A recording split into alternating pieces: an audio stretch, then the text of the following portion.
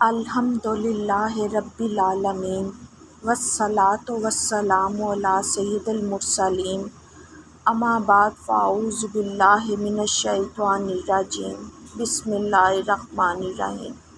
السلام علیکم میری پیاری بہنوں، میں آج آپ کے لیے حضرت سیدنا حسن بصری علیہ السلام کا ایک واقعہ لے کر حاضر ہوئی ہوں۔ وہ واقعہ کچھ اس طرح ہے کہ حضرت سیدنا حسن بصری علیہ السلام اپنے گھر کے دروازے پر تشریف فرما تھے کہ وہاں سے ایک جنازے کا گزر ہوا۔ آپ رحمۃ اللہ علیہ بھی اٹھے اور جنازے کے ساتھ چل پڑے۔ جنازے کے ساتھ ایک چھوٹی بچی بھی روتے ہوئے جا رہی تھی اور کہہ رہی تھی کہ اے ابا جان، آج مجھ پر وہ وقت آیا جو پہلے کبھی نہ آیا تھا۔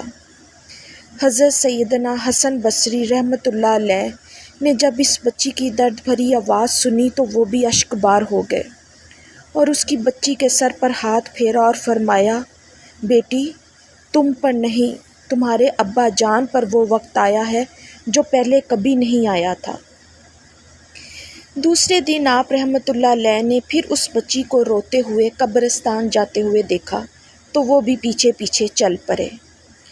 قبرستان پہنچ کر وہ بچی اپنے باپ کی قبر سے لپٹ گئی اور رو رو کے کہنے لگی، اے ابا جان، آپ نے اندھیرے میں چراغ کے بغیر قبر کی پہلی رات کیسے گزاری؟ آپ کی قبر میں بچھونا کس نے بچھایا ہوگا؟ پیاس لگنے پر آپ کو پانی کس نے پلایا ہوگا؟ ابا جان، جب آپ مجھے پکارتے تھے تو میں فوراً آ جاتی تھی۔ کل رات آپ نے کس کو پکارا ہوگا اور آپ کی پکار سن کر کون آیا ہوگا؟ جب آپ کو بھوک لگی ہوگی تو آپ کو کھانا کس نے کھلایا ہوگا؟ حضرت سید حسن بصری رحمۃ اللہ علیہ غم کی ماری اور دکھیاری بچی کی یہ درد بھاری باتیں سن کر رو پڑے اور قریب آ کر فرمایا، اے بیٹی، اس طرح نہیں بلکہ یوں کہو کہ اے ابا جان، دفن کرتے وقت آپ کا چہرہ قبلہ رخ کیا گیا تھا، کیا ابھی بھی ایسا ہی ہے؟ ابا جان، آپ کو صاف ستھرا کفن پہنا کر دفن کیا گیا تھا، کیا وہ اب بھی صاف ہے؟ اے ابا جان، آپ کو قبر میں صحیح سالم بدن کے ساتھ دفن کیا گیا تھا، آپ کا جسم ابھی بھی سلامت ہے یا کیڑوں نے کھا لیا؟ اے ابا جان، علماء فرماتے ہیں کہ قبر میں ایمان کے متعلق سوال کیا جاتا ہے، کیا آپ نے اس کا صحیح جواب دیا یا ناکام رہے؟ اے ابا جان، کیا قبر نے ماں کی طرح آپ کو شفقت سے سینے سے لگایا یا غضبناک ہو کر زور سے بھینجا؟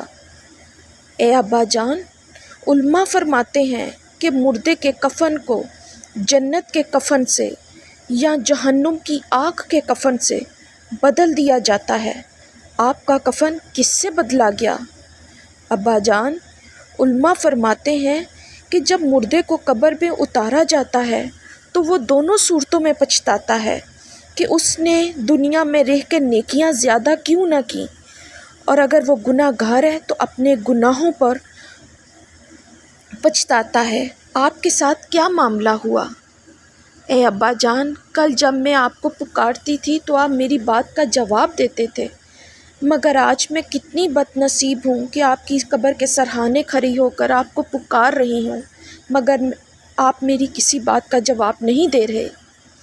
آپ تو مجھ سے ایسے جدا ہوئے کہ قیامت تک نہیں مل سکتے، مگر میں اللہ سے دعا کروں گی کہ وہ مجھے قیامت کے دن آپ سے ملاقات سے محروم نہ کریں۔ حضرت سیدنا حسن بصری رحمۃ اللہ علیہ کی باتیں سن کر بچی نے کہا کہ اے میرے سردار، آپ کی باتوں نے مجھے خواب غفلت سے بیدار کر دیا، اور وہ روتی ہوئی آپ رحمۃ اللہ علیہ کے ساتھ واپس چلی گئی۔ میری پیاری بہنوں، کبھی نہ کبھی تو آپ کو بھی قبرستان میں جانے کا اتفاق ہوا ہوگا۔ کیا آپ نے کبھی غور کیا کہ قبرستان کی سوگوار فضائیں، غمناک ہوائیں زبان حال سے اعلان کر رہی ہیں کہ اے دنیوی زندگی پر مطمئن رہنے والوں، تم سبھی کو ایک نہ ایک دن یہاں ویرانے میں، قبر کے گہرے گہرے میں اندر آنا ہے۔ یاد رکھو یہ قبریں جو اوپر سے ایک جیسی دکھائی دیتی ہیں ضروری نہیں کہ ان کی اندرونی حالت بھی ایک جیسی ہو۔ جی ہاں، مٹی کے ڈھیر تلے دفن ہونے والے سبھی کے ساتھ ایک جیسے معاملات نہیں ہوتے۔ قبر روزانہ کرتی ہے پکار، مجھ میں ہے کیڑے مکوڑے بے شمار۔ یاد رکھ میں ہوں اندھیری کوٹھری، مجھ میں سن وحشت تجھے ہوگی بری۔ میرے اندر تو اکیلا آئے گا، ہاں مگر اعمال لیتا آئے گا۔ تیرا فن، تیرا ہنر، عہدہ تیرا، کام آئے گا نہ سرمایہ تیرا۔ دنیا دولت کے پیچھے نہ جانا، آخرت میں مال کا کام ہے کیا۔ دل سے دنیا کی محبت دور رکھ، دل نبی کے عشق سے معمور کر۔ لندن پیرس کے سپنے چھوڑ دے، بس مدینہ ہی سے رشتہ جوڑ لے۔